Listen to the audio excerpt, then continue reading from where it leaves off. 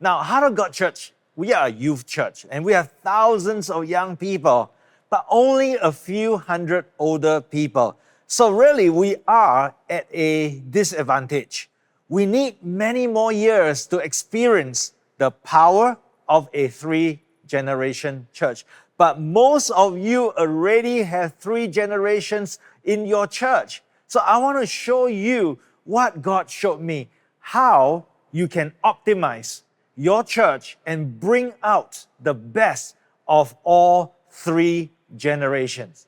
All right, so Proverbs chapter 20, verse 29, 29 describes the power of a 3-generation church. It says, the glory of the young is their strength, and the gray hair of experience is the splendor of the old. Now, in another translation, it says, we admire the young for their strength and beauty, but the dignity of the old is their wisdom. So look at this chart. There are 3 age groups here. So let's talk about the youth first. Now, the youth, they have no money and not a lot of wisdom and competency. I have personal experience running a youth church about this. But they have loads of time and energy. Now, for the middle age, they are earning money, they are wise, competent, but they have no time. And even for energy, while they are young, their energy is all used up on their kids and their career. And then we have the seniors. Now, for the seniors, they have lots of time, but no energy. And even for money, it depends on how well they plan their retirement. However, they have lots of experience and wisdom and even connections. Now, let's apply this to our churches. Now, as a church, if we have only one age group, we will have our weaknesses exposed.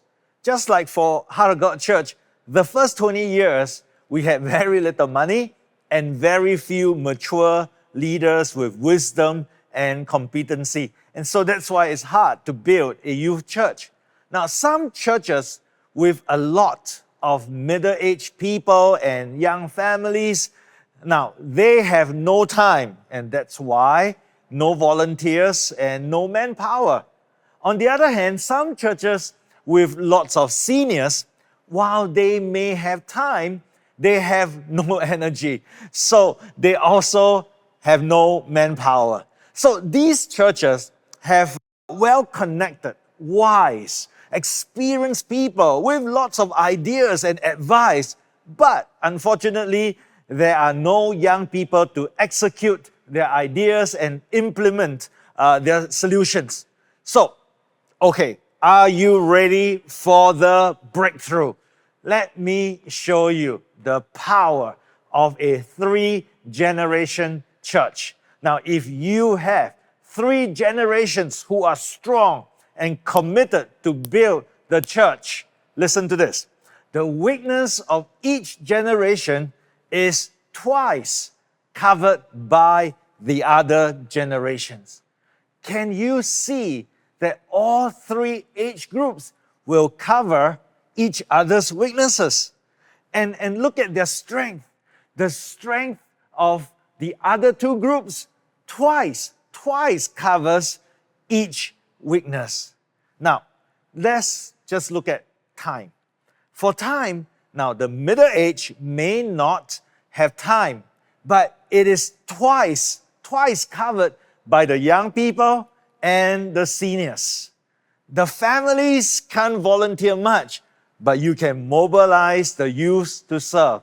And that is why for Heart of God Church, we do not lack manpower. When we ran our conference, we only needed about 500 volunteers, but 1,000 young people sign up to serve. So we also mobilize parents with grown-up children because they have a second wind in them. So the strength of the youth and the seniors will twice cover the weakness of the middle age and families. Now, let's talk about money. In Heart of God Church, in the early days of a youth church, Pastor Leah and I felt like we are parents with 10 young children. You know, Pastor Leah not only did not take a salary, but she paid for the bus to bring the kids to church from her savings. But with a 3-generation church, finances is covered by the other 2 age group. Are you seeing this? So let's talk about energy. Now, with young people, there's loads of energy. You can see it in our praise and worship, in our service atmosphere. And so that is why it is so important to have young people in your church services. They bring an energy and a life to your services. And finally, wisdom and competency. Now, while the youth, they lack in these areas, now the professionals in your church can serve in these areas, like finances, like the legal department, like the policies making. And even if they don't have time, now they can zoom in and serve God from home.